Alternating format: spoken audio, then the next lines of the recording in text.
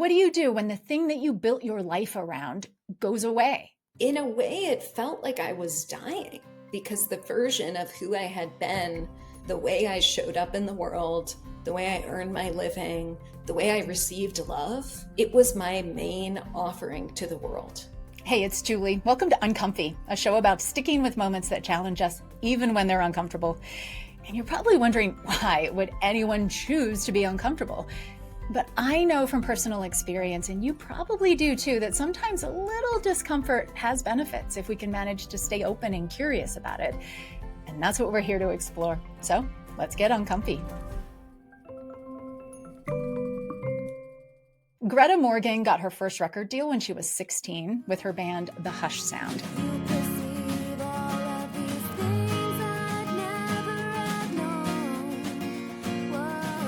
She's a singer, songwriter, plays a bunch of instruments, including guitar and keyboards. Her solo project, Springtime Carnivore, was a critical success.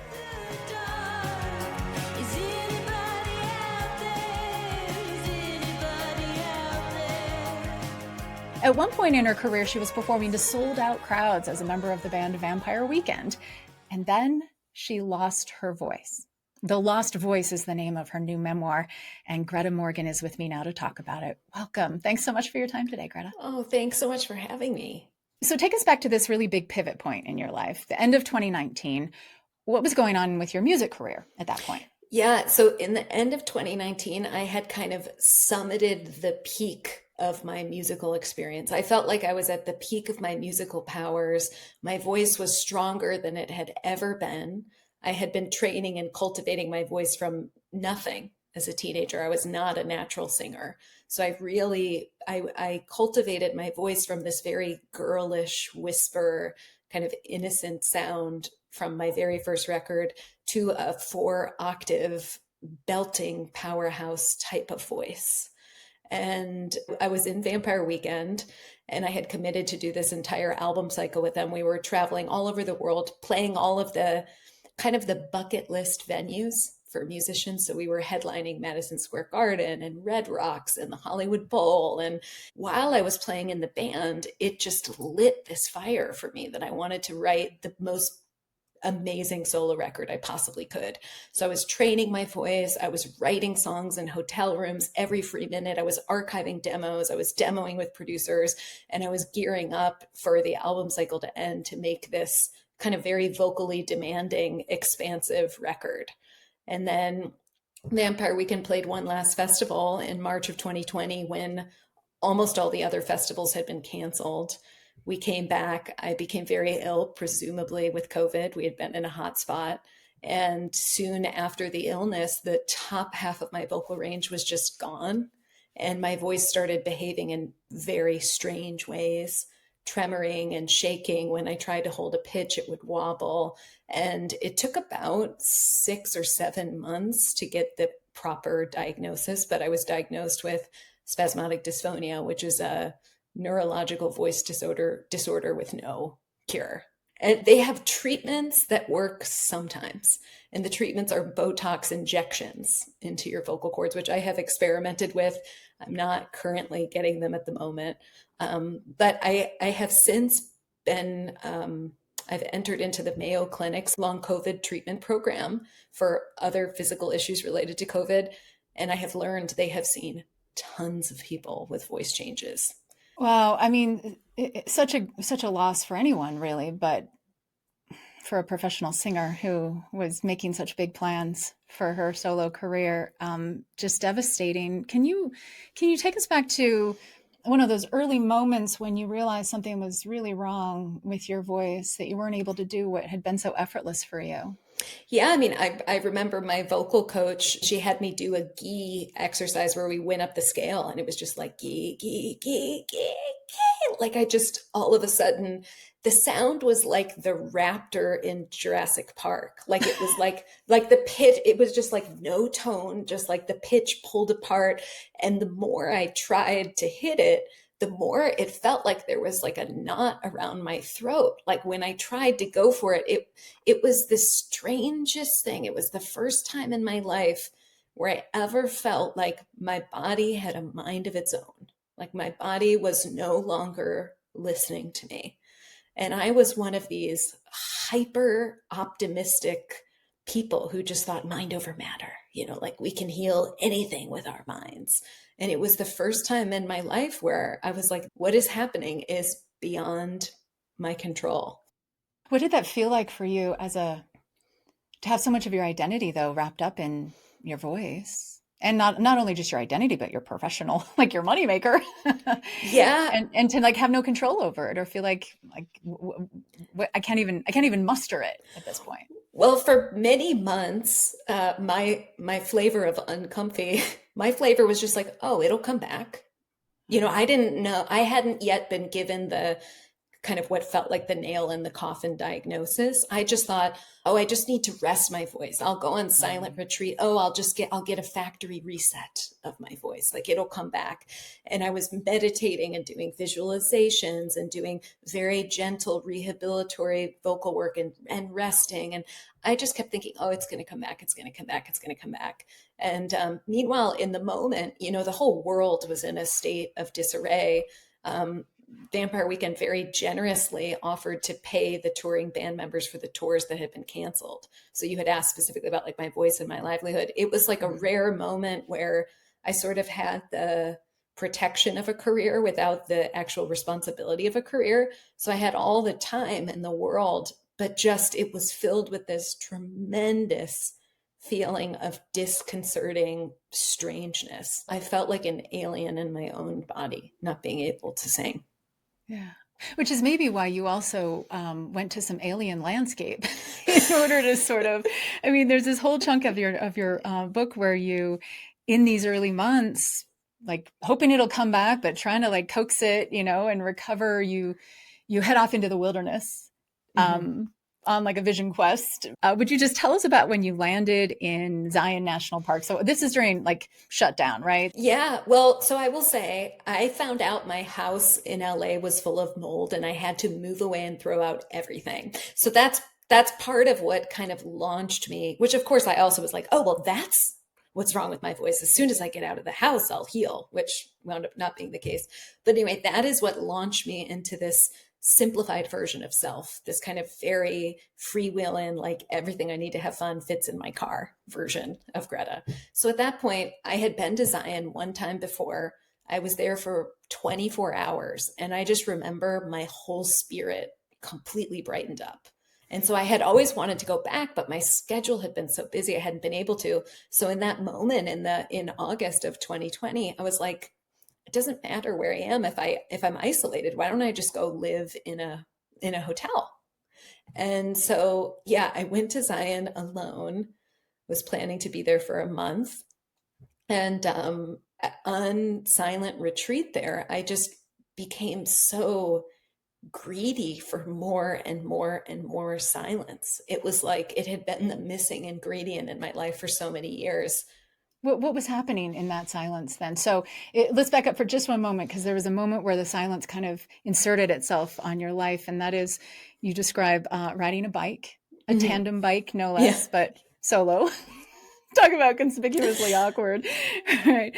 Riding your bike on the loop through Zion, listening to music in your headphones until all of a sudden you're out of range and the silence descends. Yeah. Yeah. Which, by the way, so the funniest thing about that is that the hotel clerk said, we only have one bike left and it's a tandem. And I was like, well, you know what? I'll take the one bike left. As I'm riding the tandem bike into Zion Canyon, I realized there's tons of bike shops that rent normal bikes. So it was like that point where I was like, okay, this is what's happening. I'm making a conscious, this is just what's happening today. Yeah. But yeah, so there was a moment I hadn't yet realized there's no service in the park, as one should expect. So I didn't download any music ahead of time. So I'm biking through the park and taking in these 2,000-foot gorgeous Navajo sandstone cliffs. And all of a sudden the music cuts out. And at that moment, I was kind of like, I can do silence. And then I realized while I was biking, I always have music playing, or I'm playing music, or I'm talking to someone, or I'm living in my loud city of Los Angeles where there's sirens and helicopters and all sorts of noise. And it was one of the first moments where I had just been alone and in silence, disconnected from the outside world beyond the park for hours. It was like one of the first chapters like that I had had in a very long time. I love how you described a moment ago that you became greedy for silence. So what was it fueling or feeding for you? Well, the first thing I realized is that conversation is its own art form. If I'm constantly sort of sending my ideas and feelings and thoughts out into conversation, that reservoir of what was inside me has kind of been expended in some way. And of course, like, we all need conversation, we all need the nourishment and connectivity of it. But considering I had been sort of in overdrive socially and in overdrive conversation wise, I felt like all of a sudden these thoughts and ideas were collecting in my mind that felt so precious to me.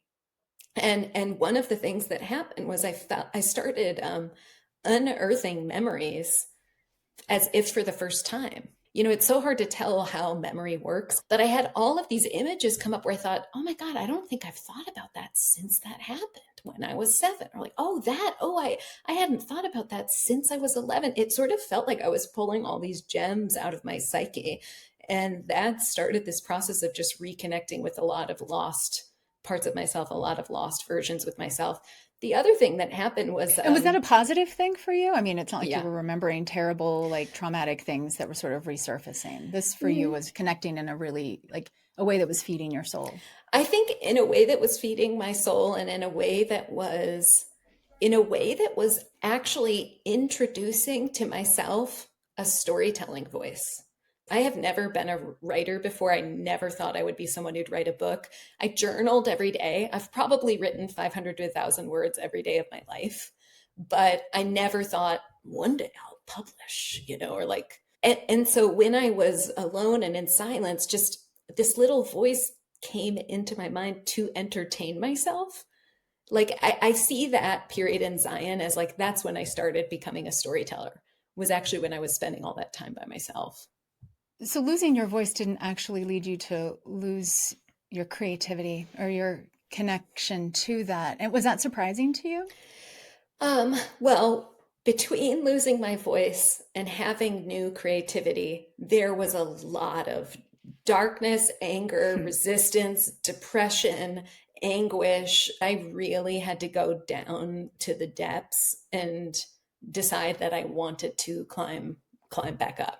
My friend Kate said something to me once. She said, once you go to, or she said, the more often you go to hell and back, you realize there's always an and back. But for me, that was kind of my first time of really feeling like I was going to my personal version of hell and finding my way back. That was like my first big one. In a way, it felt like I was dying because the version of who I had been, the way I showed up in the world, the way I earned my living, the way I received love, like hundreds of thousands of people stream my music every month. This was like, it was everything about, it was my main offering to the world. And I remember actually in one speech therapy session, I broke down. I love my speech therapist, Lori. I broke down and I said, like, how do singers go on living if they can't sing anymore? Of course, what I was saying is, how am I supposed to keep living if this thing is taken away from me? And, she was just like, your voice isn't broken. It's just different. And that was a seed that kind of got planted in me. And then I started writing. And through the process of writing, I began to explore all of these kind of metaphorical aspects of voice. Like I began to look at all the times that I had silenced myself. With spasmodic dysphonia, my voice was literally caught in my throat, but there were so many times where I couldn't stand up to bullies, or I couldn't speak my truth in relationships, or I couldn't advocate for myself in ways that I needed to. And once I began writing through and looking for all the kind of metaphorical aspects of voice, I just started to love writing and having that spark of creativity, that spark of loving something again. Like I don't mean to sound dramatic, but it really kept me alive. Like it made my spirit want to come back every day. And then I also started to just give up the idea of the perfect voice. Like so much of my life, I have admired singers who have these stunning, perfect, Linda Ronstadt and Stevie Nicks and Bobby Gentry and Roberta Flack and Frida Payne and Diana Ross, like these gorgeous, belting, powerful, perfect pitch voices. And now I listen to people with stranger, weirder voices, like the Lou Reeds, the Leonard Cohens, the Dennis Johnsons, the Karen Daltons. I've been listening to different types of voices and just reframing, like, okay, I'm working with something very different now, and I want to commit to keep working with it, no matter how weird it is. And you have released a couple of things since you lost your voice. There's a beautiful song called Vanishing Path that you released a couple of years ago that is actually very melodic and beautiful, but I also gather that it's very symbolic.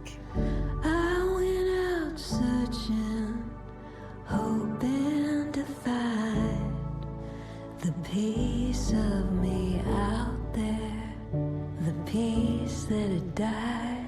That was when I was getting the vocal injections, which are, you have to get them 4 times a year. They're very expensive. There's a long recovery process. There's a long retraining process. So to even be able to perform the 2 songs I released, Vanishing Path and Bitter Better, like that was in a context where I was upkeeping my voice all the time. That was up till 2023. I had a very strange shot in 2023. And then coincidentally, like it turned black and blue. Coincidentally, I had this huge thyroid episode a couple weeks later. All the doctors say they're not related. But to me, I just thought, I'm going to chill on putting a neurotoxin in my larynx for a while. So I have not been getting the shots. And that's why now my voice does very strange things, which will be in future recordings. Hopefully I'll release in 2026 or 2027. But that is what I'm working with now, is just like a very different kind of singing voice. What's uncomfortable about what you'll have to embrace in order to put that out into the world, do you think? I spent so long trying to be a technically good singer who could sing in key and who had beautiful tone. And now, no matter what I do, I can't really sing in key. My voice wobbles uncontrollably. If I'm nervous, I completely can't do it. On a really good day, maybe I'll get some tone. But what is uncomfortable is like letting it be ugly. Traditionally ugly. I mean, by Western standards, not by my standards, but by Western standards. I think also it's uncomfortable to feel like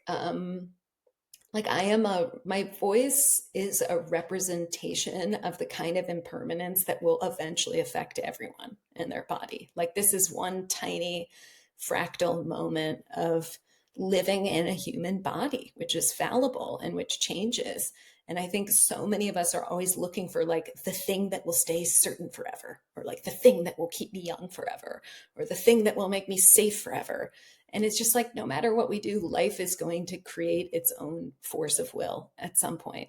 And I think there's a part of me that feels like, if I can't sing, or if I can't sing the way I used to, are my listeners going to not want to see that, like that impermanence, that like, quote, broken version or something? I don't know. Have you broadened or redefined what your voice even is, like sort of the scope of it? There's one portion in the book where I do kind of consciously redefine it. And I said, I decided to redefine my voice as any expression of my heart. The way I listened could become my voice. The way I wrote postcards to friends would become my voice. The way I witnessed the world around me would become my voice. The way I picked up trash on hikes would become my voice. Cooking a meal for someone I loved would become my voice. Any art I made in any medium could become my voice, so long as it came from the truth of my heart. By that definition, my creativity was boundless. And really, the book became my voice. Like the title is The Lost Voice, but really, I actually feel like, oh, this is the first time I really found my voice was in the book. My dream would be to inspire people to just make what they want to make with what they have, where they are right now. Like one thing I always say when I teach workshops is worthiness is a gift you give yourself. And you can't expect anyone else to see the vision for your project. Like you have to be the one who decides this is worthy because it's the truth of my heart and I want to share it right now. Greta, I look forward to hearing your voice in all of its future versions. Thank you so much for sharing your story in this book and also for this time today. Oh, thank you so much. And thank you for your podcast. It's such a good podcast. And thanks for having me. Greta Morgan is a singer-songwriter, a multi-instrumentalist known for her bands The Hush Sound, Gold Motel, and Springtime Carnivore. And her new memoir, The Lost Voice, is out now. I really enjoyed speaking with her, and I hope you did too. So thanks for getting uncomfy with us today. I'd love to hear about a moment when you had to redefine your own sense of self, or when you lost something that was especially meaningful to you and had to lean into that discomfort in order to find your way through. Send an email to uncomfy@byu.edu or connect with us on social media to keep the conversation going. Uncomfy is a BYU radio podcast. Samuel Benson produces it, and the team includes Jake Hazelton and Sam Payne. Our theme music was composed by Kelsey Ney. I'm Julie Rose. Can't wait to get uncomfy with you again next week. Hey friends, if you are on the lookout for another awesome podcast, check out Constant Wonder. It's also from the BYU Radio Network. It's hosted by my friend Marcus Smith, and it is like embarking on an exhilarating journey through captivating stories about our magnificent natural world. As you listen, you'll gain profound insights into different facets of our planet. You'll discover more about nature. I've learned about whales and bees and nematodes from listening to Constant Wonder. And you might even find yourself pondering your own connection to the wonders of this earth. So wherever you usually get your podcasts, do yourself a favor and go check out Constant Wonder from BYU Radio.